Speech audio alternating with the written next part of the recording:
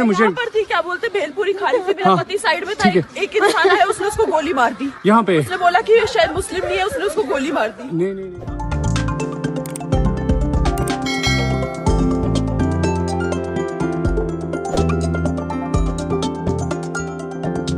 Hello မင်္ဂလာပါခင်ဗျာဒီနေ့ညဝဆွေးနွေးပြသွားမယ့်အကြောင်းအရာကတော့ဒီလက်ရှိကက်ရှမီးယားတိုက်ခိုက်မှုပြီးပါအိန္ဒိယနဲ့ပါကစ္စတန်ကတမန်ဆင့်ရှော့ချတယ်ပြီးရင်ဒါဒီတစ်ဖက်ကနေဆက်ဂိတ်တွေပိတ်သိမ်းလိုက်တာဒီလိုလှုပ်ဆောင်မှုတွေပြီးမှတော့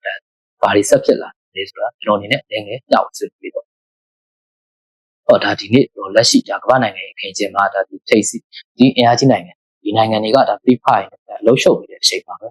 ဒါဒီခုတစ်ဖက်ကဒါဘာဆုံးလို့နေရာတွေမှာဒါဒီခက်လို့ဒါပြိပခါကြီးဖြစ်လာတာကိုတွေ့နေရတာဒါဒီအင်အားကြီးထိပ်သီးနိုင်ငံတွေအနေနဲ့ကလည်းဒါသူတို့နိုင်ငံတွေရှင်းရှင်းထိပ်တိုက်တွေ့ဆုံမှုတွေကိုဒါသူတို့ရှော့ချဖို့အတွက်ဒါဂျားကန်ဒီဘာဆုံးနေရာတွေမှာပဲဒါဒီပြိပခါတွေကိုဖန်တီးခဲ့ကြတာဒါဒီခုကဘာပေါ်ကပြိပခါတွေမှာဒါဒီအထိမခံတဲ့ issue အခုရှိတာဒါပြောချင်တာဒီဘာသာရေးနဲ့လူမျိုးတွေဒါထိပ်သီးနိုင်ငံတွေအားလုံးကလည်းနားလည်တယ်ဒီ issue တွေပေါ်မှာပဲဒါသူတို့အနေနဲ့ဒါဒီဘာကို share လဲဖို့နဲ့ပြီးရင်ဒီပြိပခါတွေဖန်တီးဖို့အတွက်ဒါသူတို့ကအသုံးချနေတာဒါအခုဒီနေ့ကပဲဒါဧပြီလ22ရက်နေ့ဒါအင်္ဂါနေ့နေ့လယ်ပိုင်းကပဲဒါတောင်အာရှဘိုင်းမှာဆိုရင်တဖြည်းဖြည်းနဲ့ဒါစပြီးတော့လှုပ်လာ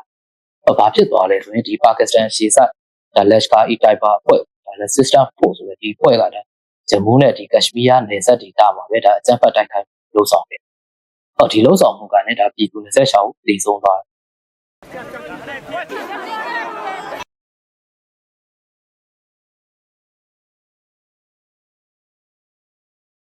တော့ဒါဒီဖြစ်စဉ်နဲ့ပတ်သက်ပြီးတော့ဒါအိန္ဒိယပါကစ္စတန်ဒီပခါကပြည်ပြင်းနဲ့ဒါဒီ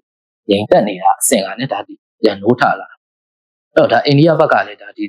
ဖွဲ့ကဒါတိုက်ခိုက်မှုဖြစ်တယ်လို့ဒါဖြစ်စဉ်ကြေညာပြီးတဲ့နောက်မှာပဲဒါဆက်ရှင်းဆိုလို့ပါကစ္စတန်နဲ့ဒါတလမန်အဆင့်ရှော့ချပြီးတော့ဒါနေဆက်ဂိတ်တွေပိတ်သိမ်းနေပြီးရင်ဒါဒီတရားဝင်ထုတ်ပြန်ချက်တွေပေါ့ပြန်လေတုံ့ပြန်မှုထုတ်ပြန်ချက်တွေကြေညာခဲ့တာ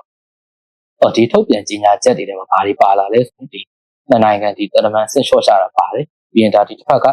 ဆက်ဆိုတော့ဒီတောင်အာရှနိုင်ငံများအသင်းရဲ့ဒါဗီဇာကင်းလွတ်ခွင့်စနစ်ကိုရုပ်သိမ်းပလိုက်တယ်ပြီးရင်ဒီဘက်ကဝါကာအထရီနယ်စပ်ဂိတ်ပိတ်သိမ်းလိုက်တယ်ပြီးရင်ဒီဘက်ဒါနှစ်နိုင်ငံအတူမြစ်ရေသုံးစွဲခွင့်ဗီဇာချုပ်တွေကိုဖျက်သိမ်းမယ်ဒီလိုမျိုးဒီတန်တမန်အစစ်ချော့ချမှုတွေကြောင့်ပဲဒီရခိုင်ကလေးကဒါအိန္ဒိယနဲ့ပါကစ္စတန်စစ်ပွဲကိုဒါ1965အဲ့ဒီတုန်းကလိုပဲပြီးရင်ဒီတစ်ဖက်က1981တုန်းကဘင်္ဂလားဒေ့လွတ်လပ်ရေးစစ်ပွဲတွေပေါ့ဒီလိုမျိုးစစ်ပွဲတွေလိုပဲဒါဒီနှစ်နိုင်ငံပြိပကအဆင့်တွေကပို့ပြီးတော့ဒါမြင့်တက်လာတယ်ပြီးရင်ဒီနေ့ခေတ်ဆိုရင်ဒါဒီနောက်ွယ်ပါလာတဲ့ဒါဒုတိယနိုင်ငံပေါ့ဒီလိုနိုင်ငံတွေရဲ့အခြေအနေတွေကြောင့်ပို့ပြီးတော့ဒါပြိပကမြင့်တက်လာတယ်ဒါဒီခုလက်ရှိအချိန်မှာဆိုရင်ဒါဒီတရုတ်နဲ့အမေရိကန်အားပြိုင်မှုဖြစ်နေတာဒီလိုဖြစ်နေတဲ့အချိန်မှာဆိုရင်ဒါဒီခုပြိပကကြီးပြန်ကြည့်မယ်ဆိုရင်ဒါတရုတ်အနေနဲ့ဒါပါကစ္စတန်နဲ့ဒါသူတို့နှိစက်တဲ့ဒါဆက်ဆံရေးရှိတာဖြစ်တဲ့အတွက်ဒါဒီခုအိန္ဒိယနဲ့တရုတ်ကလည်းဒါနေဆက်ပြဿနာဖြစ်နေဖြစ်တဲ့အတွက်ဒါတရုတ်ကတေချာတယ်ဒါပါကစ္စတန်ဘက်ကပါလာဒါအမေရိကန်နဲ့နောက်နိုင်ငံတွေကလည်းဒါအိန္ဒိယဘက်ကလည်းပါလာနိုင်တယ်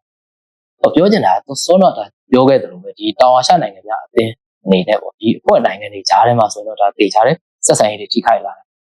ပြီးရင်ဒါဒီဒေတာရင်းနိုင်ငံတွေရဲ့ဒါစီးပွားရေး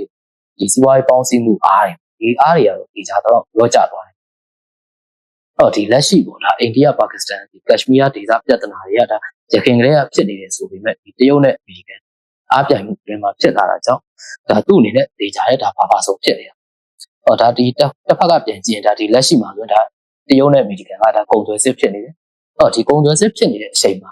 ခုဒီပြိပခဖြစ်လာတာဖြစ်တဲ့အတွက်ဒါကတိုက်ဆိုင်မှုမဟုတ်ဘဲနဲ့ဒါဒီနိုင်ငံရေးရွှေ့ကွက်တစ်ခုညာဖြစ်နေမလားဆိုတာတော့ဒါကျွန်တော်တို့ဆက်လက်ပြီးတော့စောင့်ကြည့်ပါ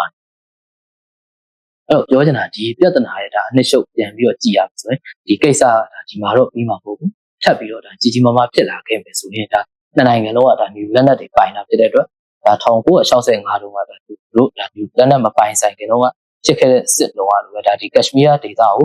ဒါခွဲပြီးတော့ဖြစ်စဉ်ပြီးသွားလောက်မယ်လို့ထင်လို့ဒါကျွန်တော်အနေနဲ့ထပ်ပြီးတော့ဒါဒီပြပြခါကြီးကပို့ပြီးတော့ကျန်းထန်လာနိုင်တယ်လို့တော့မြင်မိတာ